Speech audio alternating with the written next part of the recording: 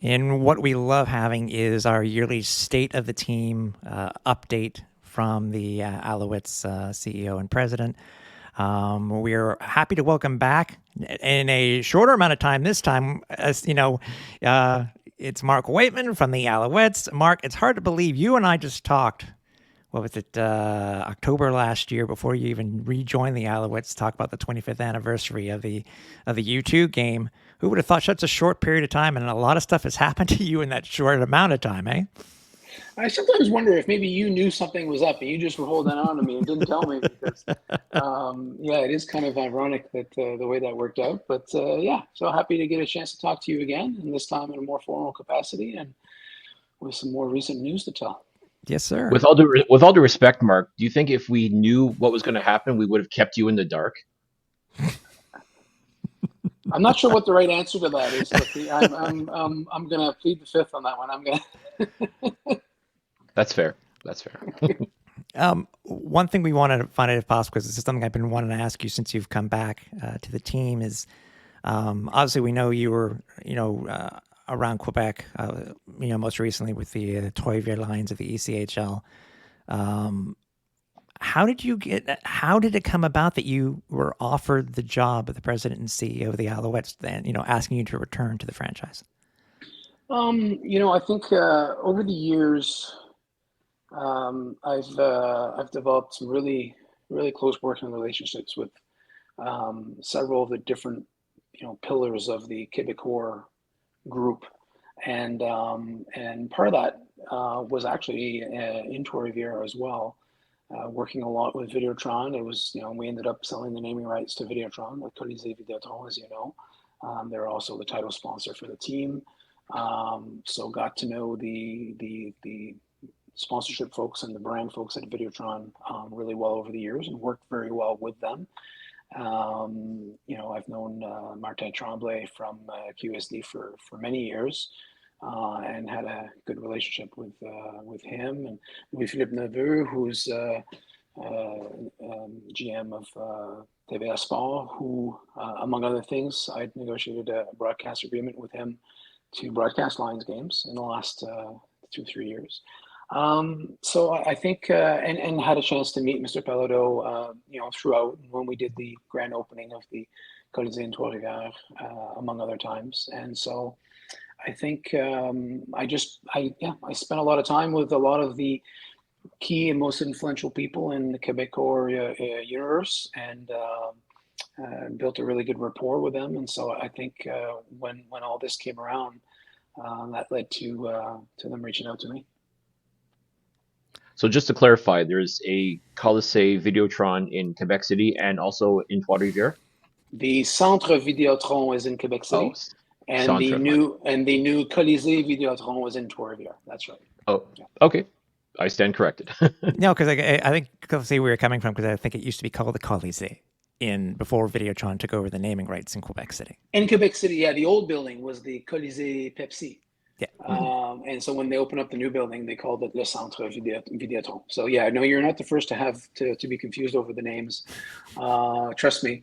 But yeah, one's a little bit bigger in Quebec City, and then there's about 5,000 seats in the Colisée Videotron and Trois-Rivières. This time, was it easy to make the decision to come back? Because obviously, with the new ownership, that was in place at the time. I mean, you hadn't been with the team for quite a few years. You've been doing other stuff, when it comes, hockey and basketball, et cetera, et cetera. But was it an easy choice to come back to the Alouettes? It was and it wasn't. I'll start with why it wasn't. I was really enjoying what I was doing. I was working with a hockey club in Europe, as well as being full-time with the team in Trois-Rivières, and working as a governor and at the league level in the CBL with the Alliance. And so those were all really exciting projects that I was able to be a part of. Two of those three, I started from scratch. The basketball team was a project that I'd worked on for a little over 4 years before we finally had our first game, and so 5 years before I left. And it's exciting whenever you get a chance to build something from scratch, build something new. So the Alliance falls under that. The Lions obviously fall under that, and that was the the really big project that I've been working on for the last several years, and the team in Switzerland was something that was really exciting as well, because there's a really strong, rich history of hockey over there that we sometimes don't realize over here in Quebec, that we don't have the monopoly on the history of hockey. And I was working with a 100-year-old club over there in Lausanne, so it was difficult from that perspective that I had to let those projects go. But it was also easy because once I had a chance to sit down with Mr. Pelado and hear him out as far as why he was doing this, why was he purchasing the Montreal Alouettes, what did he want to do with this club, and what was his vision and his goal. And when we had that conversation, and I realized how authentic his reasons were. He wanted to make the Alouettes proud, and give Montreal a reason to be proud of their Alouettes again. He wanted to, out of civic duty, as he said several times publicly since his purchase, that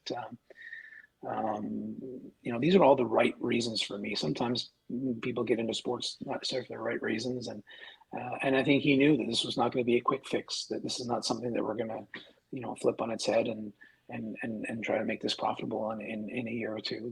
There's a long road ahead, and he's aware of the time investment as well as financial investments that need to go along with it. So when I heard that, when I had the opportunity to hear him share all that with me, then I couldn't say no, because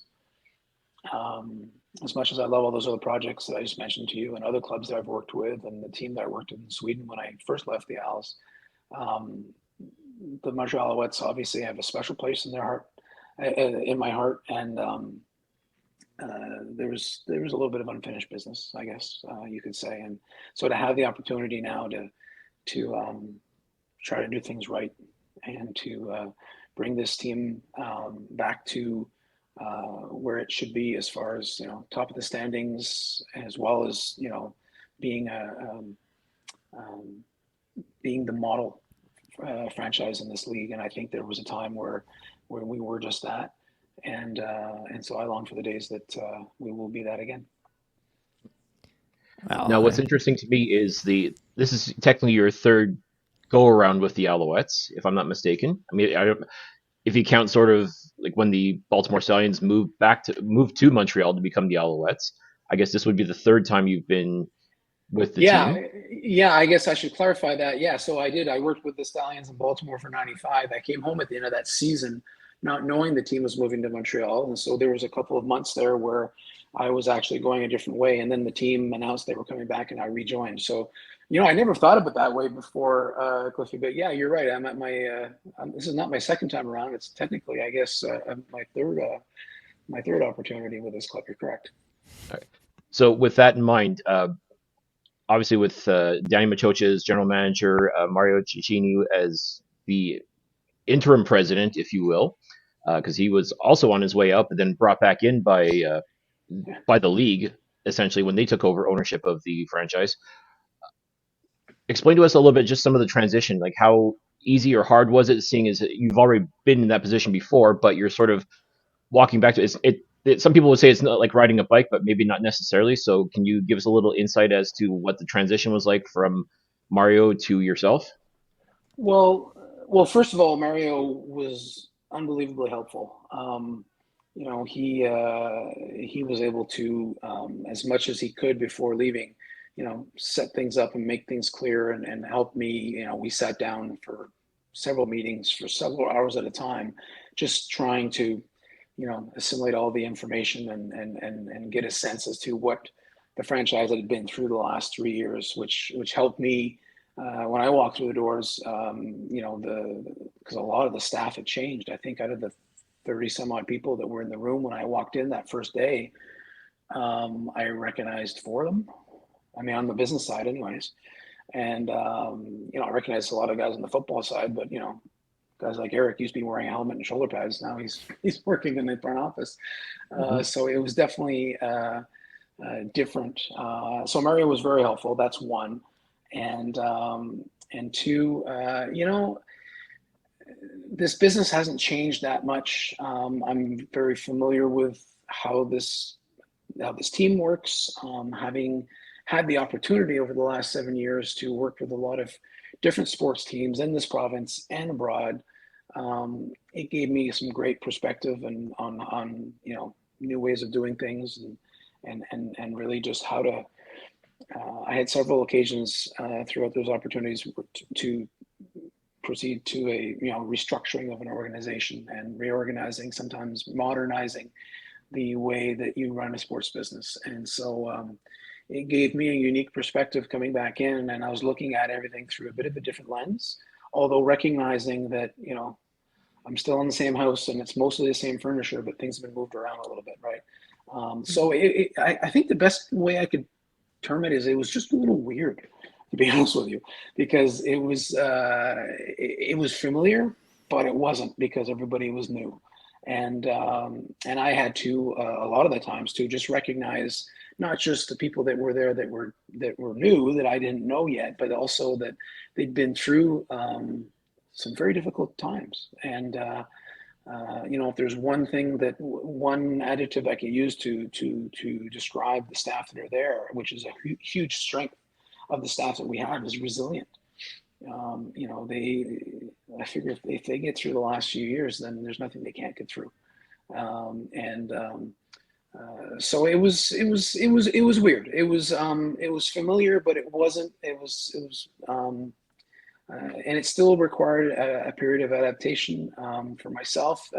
It still is. There's still things that we're still, now that the season's over, there's things that we didn't have time to address, or didn't want to start changing or tweaking during the season, because it's just not time. Like I think I said this to you, Tim, last week. We've been flying an airplane and we're in mid-flight and we need to fix the engine. Well, we can't shut her down. So we tweaked and did as many things as we could during the year to optimize what we're doing. But now that the season's over, we're going to be able to, land the plane, strip her down a little bit, and do everything's right. I think I see a comment, and we'll get to what a little bit of what you talked about in the season-ending press conference. But you've always been a guy I've known that you've always had a 1, 2, 3 more year look of what you want your franchise to be. And I'm guessing at this time also, whether we won the Grey Cup this year or not, it's a great year one for you. But I'm sure you do have more years within what what you want to do for the next coming years, obviously. Yeah, and you know what? It's probably one of the, I guess I shouldn't call it a luxury, but if you look at the recent times in this club's history, it should be called a luxury of having the stability and an ability to look forward more than a year or two. Big things don't get accomplished overnight. And so the ability to have a long-term plan, to identify it and then execute against it over the next few years is a good thing for this franchise, because when you're stringing one-year plans together, one after the other, where half your time is more surrounding survival than it is building for the future, it's hard to have the long-term success that you want to have. And so there's a lot of projects that we need to embark on in this organization, and some of them are not as exciting as you probably think that sounds. It's transforming departments and improving our ability to harness the data that we have through all of our social media channels and all of our our client database over the years, to be able to do a better job of attracting people to the stadium. That's something that for example, just building our tech stack, as far as the tools we have that we need and that we now have or are in the process of putting in place to allow us to be successful as a professional sports franchise in 2023 is something that takes time. And if you're just planning year to year, you're not getting there. You're not getting it done.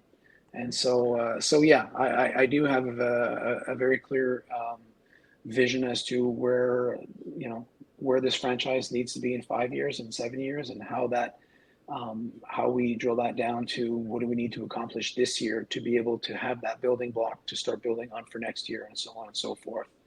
And I'm happy now to have an off season to be able to spend more time on that, because during the season it's been a little bit more difficult to do that. Yeah, and obviously it helps too, because I know you have the luxury of having Mr. Wetnall as your boss.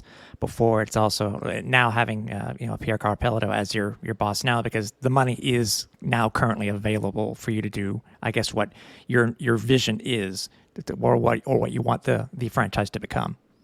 Well, yeah, but the thing is, available or not available, it has to make sense. You have to build a credible business plan as to why, money that we request that I may suggest to Mr. Pelledo, like I would have back in the day with Bob. It has to be seen as an investment and not an expense, right? So if we, the ask might be quite big on something, but if we can show that we have a sound business plan over, and most big investments will take multi-years to pay back, but you show that you can have an interesting payback, and that it will allow us to build our franchise to get to where we need to be, then it will often be looked on favorably. You have other requests that may not be as big in dollars, but if it's just seen as an expense and not an investment, then you don't go very far with that. And I think that's something that, Bob was very good at seeing the future and wanting to have a vision as to what the franchise was to be for many years. And clearly with Mr. Pelledo now, that's the plan. And so now it's our job to, put those pieces together. Yeah. So I guess we So could what say. you're saying? Oh, go ahead. No, I was just going to say, it's the fans. You may not see much, but things are happening behind the scenes. As you said, it's just, it's more than just what's happening on the field. So it sounds like right now everything seems to be in good hands, obviously, with Mark back and what he's able to do. So I can't wait for sure. Cliff? Well, I appreciate that. I was going to say, so if we want to get Flight Deck Studios built, we're going to have to talk to Mr. Pelledo and have a sound business plan in place, correct? You have to have a very sound business plan in place, absolutely. But I have full confidence in you. All right, just need to know where to send the business proposal to. That's all. So that's fair. The team recently had their year-end state of the team press conference, and just wanted to go over some of the few highlights that you were able to let us know about, if the supporters hadn't seen it on TV or hadn't seen it online. Tell us about. I know one of the huge things that you really stressed upon were tickets and the percentages. Tell us about the tickets and the ticket sales for 2023. Yeah, I mean, that we were late out of the gate, right? First of all, I mean, season tickets took a bit of a dip because there was so much uncertainty around the team last December, January, February, March, until Mr. Pelledo purchased the club and we started rebuilding for this year. So encouraged by the results that we have. I don't have it in front of me now, but if memory serves me, it was 23 or 24% increase on single game ticket sales. And what I didn't say the other day, and I should have highlighted more during the end of the year press conferences, that was despite having some of the wackiest weather this year ever. We had 2 games delayed by an hour or more because of lightning, and obviously that had an impact on ticket sales because they were forecasting major rain showers and potential thunder showers all week, those 2 weeks. So obviously that doesn't help your ticket sales. We almost had a game, threatened because of the quality of the air. We had a couple of other games that, although there was no lightning and delays, it was still nasty weather. It was really, really weird because I'd spent, as you guys know, 21, 22 seasons in the CFL prior and never had a home game delayed because of weather. And when I got back this year, we had 2 in the first 3 or 4 games. So it was really kind of wacky. But so that really, to me, just highlights even more the significance and how impressive those numbers are as far as increasing single ticket sales, 52% again, 52 or 53. I tend to sometimes round down. Those 52 point something% increase on group sales, which that, by the way, in large part has to do with not just the excitement around the team, but also just our sales team being able to have some stability and have staff and because when you go through difficult times, staff will leave to go elsewhere. And so if you're trying to do your job and organize group sales and you don't have the horses to do it, you're not going to get the results. And so our sales team did a really, really good job this year. And we were almost tops in the league, despite having, one of the smaller venues and starting from a little further back. Overall, revenues were up 16%.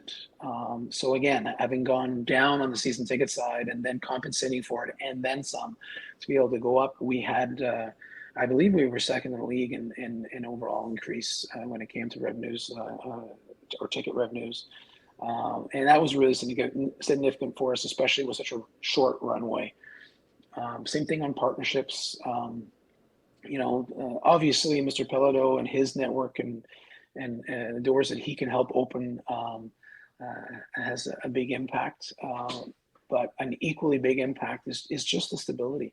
Is just, a sponsor doesn't usually, it's very, very rare that you'll ever get a sponsorship as a 1-year deal. It's always usually a 2 or 3 year deal because that's how long it takes to usually implement your sponsorship plan with us and us with our partner, as far as helping them create brand awareness, or whether it be driving people to stores or whatever their marketing strategy is. It's not just, okay, you're sponsoring us, we're putting up signs and giving you tickets and then it goes away. It's much, much more complex than that now. And so most of those effective sponsorships are longer term deals. And the reality is that, most companies were reluctant to, sign up to any kind of a sponsorship deal with us because there was uncertainty around the club. Are you going to have a team in June? Those are the questions that people were being asked. So that stability now was huge. We had 40 some new partners just this year, again, with a short runway. Big increases on the sponsorship side as well. Now we still got a long way to go, both on tickets and on sponsorships.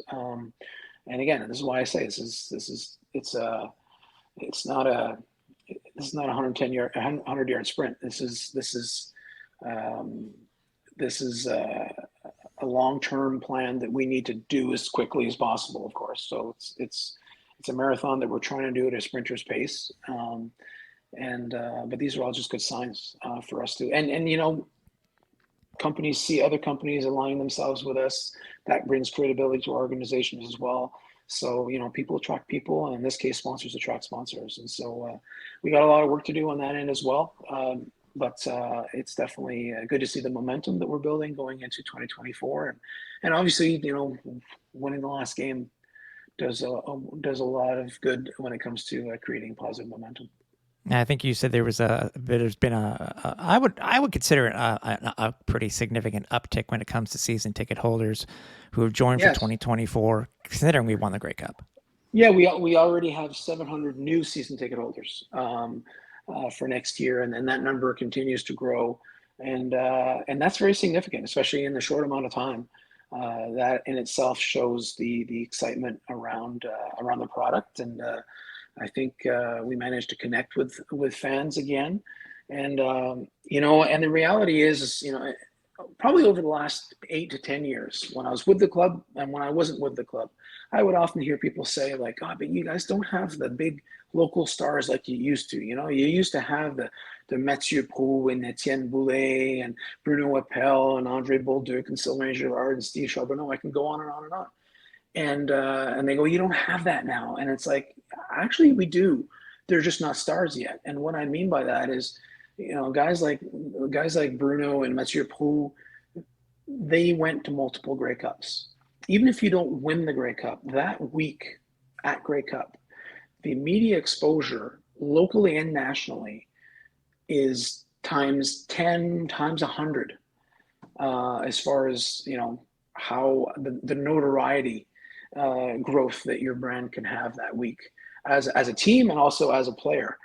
And so what I've been saying all these years is, like, once this team goes to the Grey Cup again, and then you start seeing all these extra stories about the local guys and the Christian Mats and the Marc-Antoine Dequoy, and as well as the American players that are making Montreal their home. Um, that's what's going to make people realize, how big stars these guys are.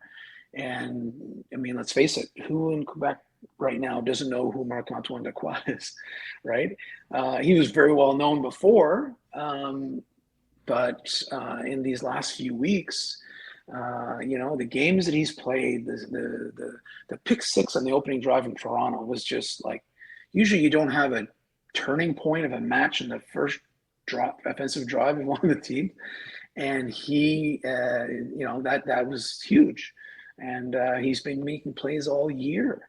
And then that just builds and builds and builds. And as we get into the playoffs and you do it again, and then you get the Grey Cup, he played a great game in Grey Cup. He didn't get a pick six, but you don't need to pick six every week to play an unbelievable game, which he did. And his outcry after the game about how he felt about how we were just like nobody believed in us, and it was sort of an us against the world thing. That was heard, throughout the province, and I think those are the kind of moments. Those I don't mean just that after the game, but I'm talking about that week and that game. Those are the moments that take those local players and have them grow times 10 in stature. And same thing with like Cody Fajardo. I mean, my goodness. I mean, he's such a likable guy. He's such a good locker room guy. Everybody loves him. You guys know, you see him all the time. I think there's a lot more fans out there that kind of going like, hey, like I bump into friends of mine that are maybe casual football fans are like, hey, that quarterback of yours, Cody, looks like a pretty cool dude. I'm like, yeah, he's a hell of a quarterback too. So I think that's what's helping us. Yeah, I think what happened with Marc-Antoine Dequoy, I think that just galvanized this team as far as building that reputation. Like, I guess you use the term "us against the world," so to speak. I mean, I guess you can make the argument for that as well. But I think if people didn't know who he was before Grey Cup, they definitely know who he is afterwards. And I definitely see this team building on that and helping to reinforce it and help educate people as far as what this team is all about. It's not just a bunch of Quebecers playing football. It's truly a Quebec-based football team that's a part of this nation and a part of the conversation now as a result of winning the Grey Cup. That's right. And you know what? And you're right. Like, this is, first of all, there's 73 or 74 players that made up our roster this year. And add to that, 11 coaches and the front office staff. And, a lot of them are local players, whether they be Anglophone or Francophone, Quebecois players, or Canadian players or American players. They all, and credit goes to Jason Moss on this, where they all bought into the uniqueness of being the team that represents this city and this province. And, Jason at the very outset made it, wanted to celebrate what makes us unique, because what makes us unique makes us stand out and makes us stronger and makes us better. And I think he did a great job of that right off the bat and at training camp. You've all heard the stories about he's asked all the players to learn their numbers in French and learn a few sentences or words in French. And this was because he wanted all players to embrace what is unique about this team. There's no other team in the CFL that has that. There's no other team. There's a lot of things that are unique about our franchise and our city,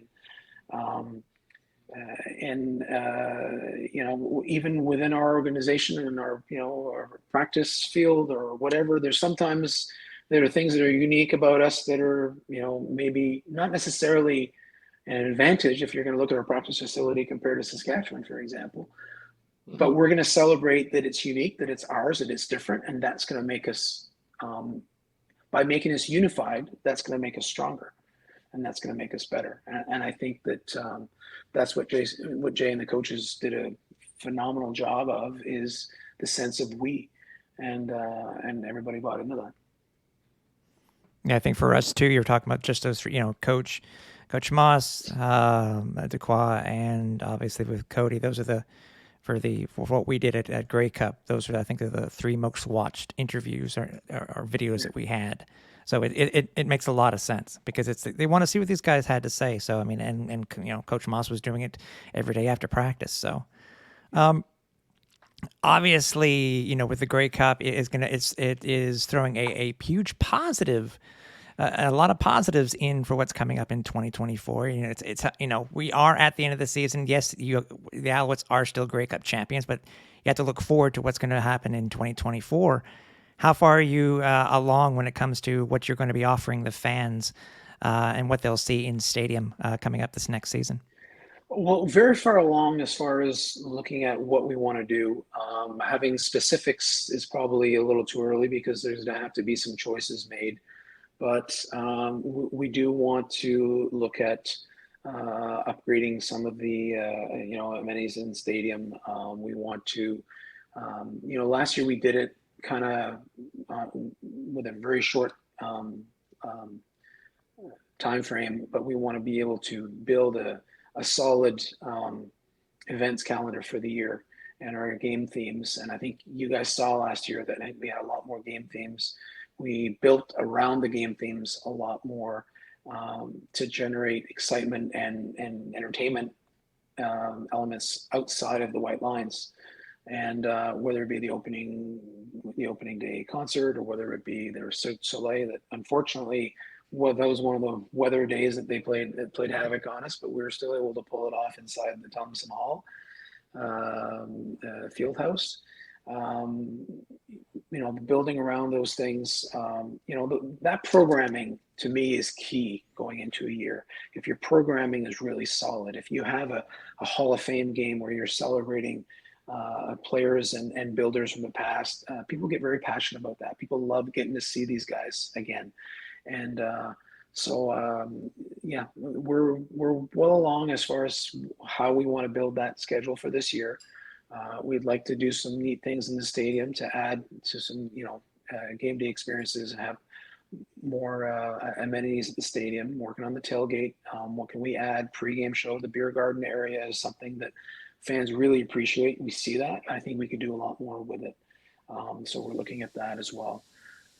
So still a little early because I don't want to, put my foot in my mouth and then suggest we're going to do something and then realize that we won't be able to do it this year and then manage people's expectations. A good example of that is I think the organization was maybe a little, not too quick, but a little optimistic in the timing of being able to get that new video board over here from that we bought from the manufacturer over in Asia. And it was slow to start with, and then there was a hurricane, and then we had this strike in the port in Vancouver, and we had all kinds of reasons for the thing to get here. What was it, about 4 days before our last home game? So the good news is it's here, and we'll definitely be up and running before our first game next year. But I would have liked to have had that up there this season because that was one of the things that Mr. Pelledo was very excited about, saying like, okay, we want to send a message and we want to show that we're going to invest and bring some new amenities to the stadium, and our intention was to be able to show that this year, but we'll get it right in 2024, that's for sure. So any chance with all the popularity that's been surrounding her now, any chance at the first concert for next year, if you guys are going to do a concert, can we see Taylor Swift perhaps play at Molson Stadium? She's pretty big into football now, so I think this is strike while the iron's hot, right? Cliffy, what do you think would be what would be more likely, us signing her for a halftime show or signing Travis Kelce to play inside receiver for us? What do you think? Well, listen, you had Laurent Duvernay-Tardif on the negotiation list. He does know Travis Kelce. To me, I think it would be it's worth a phone call, is it not? I mean, if we want to sell out First Molson Stadium, you want to create the buzz, don't you? Doesn't Mr. Pierre-Carl Peldo want to create that buzz again? I mean, awesome job with Our Lady Peace. There's no question about that. But I mean, now you got to go up higher, right? I mean, you got to take it to the next level. I think I'm gonna delegate that to you, and I'm gonna give you the authority to negotiate with Travis Kelce and with Taylor Swift. And I'm going to be very fair with you. I'm only going to expect one of the two, and hope that you come through. I'll have my people get in touch with your people. I got a sneaking suspicion, Cliff, we're going to end up answering this question with a Taylor Swift song with never ever getting back together. So, yeah. Obviously, for most fans, I think I received the post-season survey. I would suggest that obviously that fans take advantage of it and give your feedback to the team itself. I know there are a couple of milestones coming up in 2024, Mark. I mean, we had the 50th anniversary of the 74 team. I would imagine the team's going to be looking at doing something this year. Obviously, you got the banner raising, obviously, and whatever's going to be associated with that. But any small things that you are, I know you said you don't want to put your foot in the mouth and then say something that's not going to happen, a la the scoreboard in 2023, but is there anything on your list that you would like to do? Not necessarily that it would be, but I mean, you know what I mean. Yeah, well, I mean, I think we'd like to. And by the way, you mentioned some good ones there. Like, next year is the 50th anniversary of the 74 Grey Cup. So I think in some shape or form, the organization is going to dive into that and see how we can celebrate that, and how that will take shape is something that that's the part that's still too early to say. But there's definitely some thought being put into that for sure. The raising the banner, you're absolutely right. I think what I would like to see is the stadium has. It's still a fantastic place to watch a football game. It always will be. I think it just needs a little TLC. I think it just needs a little bit of fresh coat of paint. It needs a few things here and there that I would like to see us do for next season, so that when you walk into that first game next year, that you kind of see like, oh, okay, all right. McGill are very proud of the stadium. We're very proud of the stadium. We worked very hard for many years to get that expansion done and renovation done. And it's been a few years now. So I think just a little TLC is one of the things that I really want us to have a look at. And I want to make sure that we find a way to work on facilitating the access. And facilitating the access sometimes just means communicating better how to get there, because what's happening is we're in the process of renewing our fan base right now. When we had whatever it was, 16, 17,000 season tickets, even over 18 at one point, most of the people coming to the games every week were the same people, not exclusively, but the majority.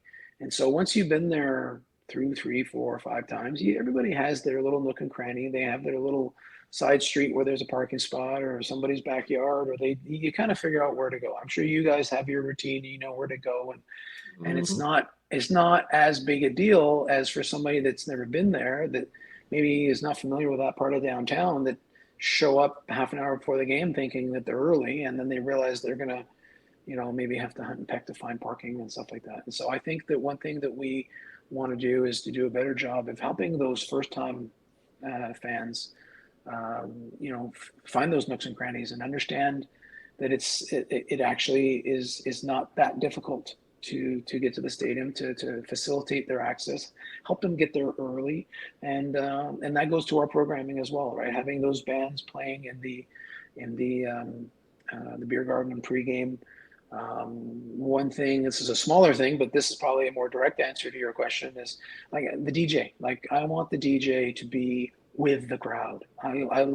We did this in hockey and I loved it, where they have a DJ booth where you're with the crowd.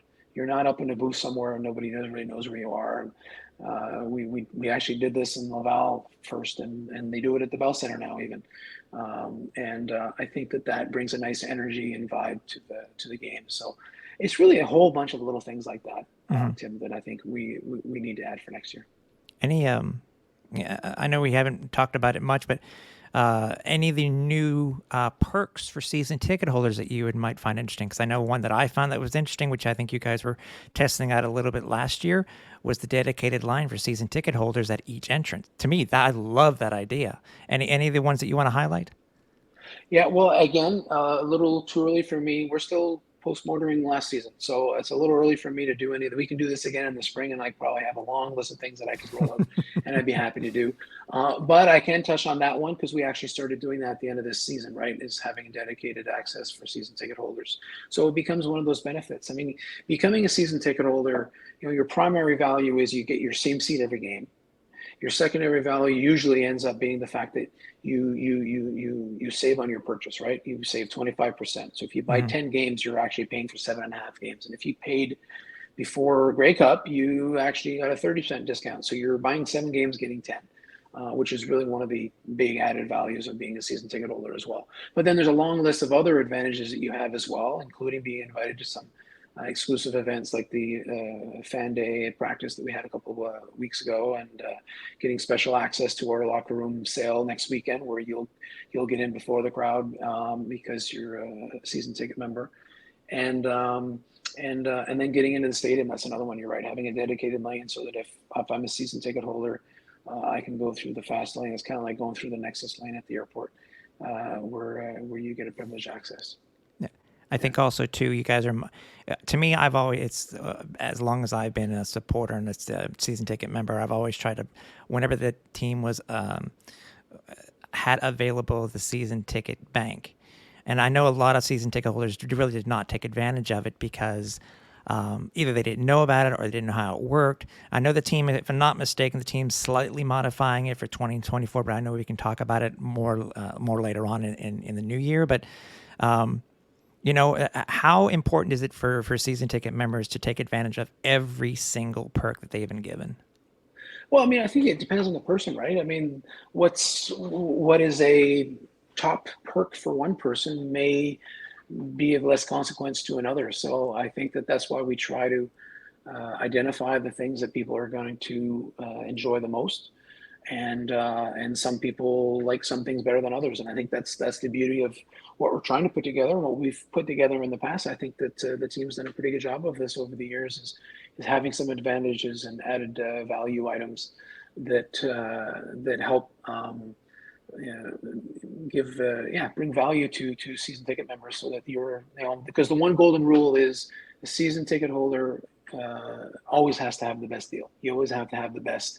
There may be some things that we offer to other members as well, like or other clients as well, but it's always going to be the best deal. Always has to be to the season ticket holder. Yeah. And also, too, I guess it's kind of straddling that line as well. You're absolutely right. You do have to take care of your season ticket holders because they are your bread and butter. But at the same time, those casual fans whose money is just as important, you want to make sure that they feel included as well, that they feel like they're going to be a part of the experience as well with Montreal Alouettes.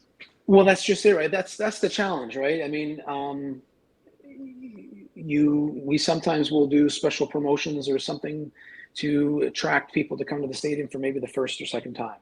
Because once you come to one game, now our objective is to get you to come back to a second game and a third game, and working you up the ladder, or up the escalator, so to speak, so that once you're at the top step, you're a season ticket holder. Well, sometimes it's just getting people on that first step can be the hardest thing. So we can sometimes be aggressive in some of the offers that we'll make, but we'll always make sure that somehow translates into making sure that the season ticket member has the biggest advantage. Sometimes season ticket members are offered extra tickets for games that be in the season, as you know, or the bank or whatever. Well, a lot of that has to do with being able to say, okay, so if I do a special promo at one point for one game, well, the added value, that client is getting for coming to one game is still less than what we gave to our season ticket members in their overall package. And again, that's why that's all it's very carefully thought through, because at the end of the day, season ticket members, they want a winning team and they want a full stadium because it's a better atmosphere. And so we try to find that good balance so that people understand that what we're doing is we're trying to recruit the next generation of fans. We had a fantastic generation of fans that followed this organization and lived through that dynasty. But over the last 10 years, it's been a little bit tougher because there hasn't been a lot of success on the field. And at the end of the day, what that means is that every year we missed another generation of fans that maybe we didn't, get them hooked on the Owls and getting them come out as quickly. And so the quicker that we now, replenish that base and bring in more young fans, then the better off that we're all going to be. That's something that I noticed a lot in working in Europe, where they have a much more supporter vision of the team, in the sense that we were doing some stuff with season tickets in Linköping in Sweden, and we started offering them their season ticket members certain advantages and a discount if you ordered by this date and all that. It worked great, and I think we increased season ticket base by 15% in that first year, which was great. But what I remember the most, and this really resonated with me, is that we probably had about 15 fans that called in and said, "I'm sending you the check for the season ticket amount for the full amount." And we said, "Well, no, if you pay now, you're actually getting this discount, and so you save money if you're sending it now." And they said, "I don't want to save money. I want you guys to raise as much money as possible so you can, sign contracts with the best players possible, so we can get back in the playoffs next year, because we'd missed the playoffs that year." And when the first person called, I'm like, wow, that was kind of unique. And then somebody else called and said the same thing. And some people wrote in and they said that sent in the check for the full amount, say, go get this guy next year. They were really looking at it from a pure fan supporter side. And I think it's a little bit more true in Europe, whereas we're a little bit more commercial here in North America. And I think somewhere in the middle there's a really good mix that you hope to reach, where you want your fans to understand why you're doing these extra promos and extra efforts to get people to come out to a game for the first time. Because you know what, and I'm going to speak with a collective we here, like we, the administration, and also the season ticket fan base and our diehard fans, want to attract more of us, so that we fill up that stadium and can celebrate hopefully many victories together with sold out crowds one day. I think, by the way, real quick, to me, one good example of what you just mentioned, Mark, is what I did and what many did for the Alouettes during the COVID season. It was, do you want to keep your money within the team? Do you support your team this way? And it wasn't that type of thing, but the amount of people that left their money with the Owls to show that their support for the team, even if there wasn't a 2020 season. I think that's something very similar, but yeah, right. I mean, you're so it's right. Yeah. Hey, listen, Mark, we appreciate your time. We appreciate knowing you. We appreciate seeing you every week at the stadium. We love talking with you. Hopefully, again, like we have for the past 4 years, hoping we'll continue with this state of the team convo that we have every year on our season finale. But congratulations on that Grey Cup win, my friend. What a way to celebrate your first year back, and obviously we wish you the best for 2024. Well, thanks, Tim. Thank you both. Appreciate the kind words. I always have a ton of fun chatting with you guys. Love what you guys do with the flight deck, and nobody works harder. So that's very appreciative, because you're helping us spread the word about the Owls and about these fantastic players that we have and coaches that make up a really great organization. And when it works out the way it does at the end of this year, I mean, it's even more fun to spread the good word. And hopefully, hopefully I have a pretty good idea. We're going to have some fun news to share with you in the not so distant future. And some of those longer term plans might come to light as well in the next months. So hopefully we can do this again in the spring for sure, and be able to fill in more of the blanks, all the fun stuff we're going to do to make sure that coming to the game next year is going to be even more exciting. That's now, great. Quick question. Our rings, do we send you the measurements, or do we send those again to Mr. Pelodeau? Yeah, no, you send them to me. I'll see what I can do. I'll filter those first. Yeah. Appreciate it. Mark, thank you so much. As Tim said, we definitely appreciate being able to chat with you on this, seeing you at the stadium. This whole experience, this whole year is definitely one we will not forget anytime soon. Congratulations once again for everything.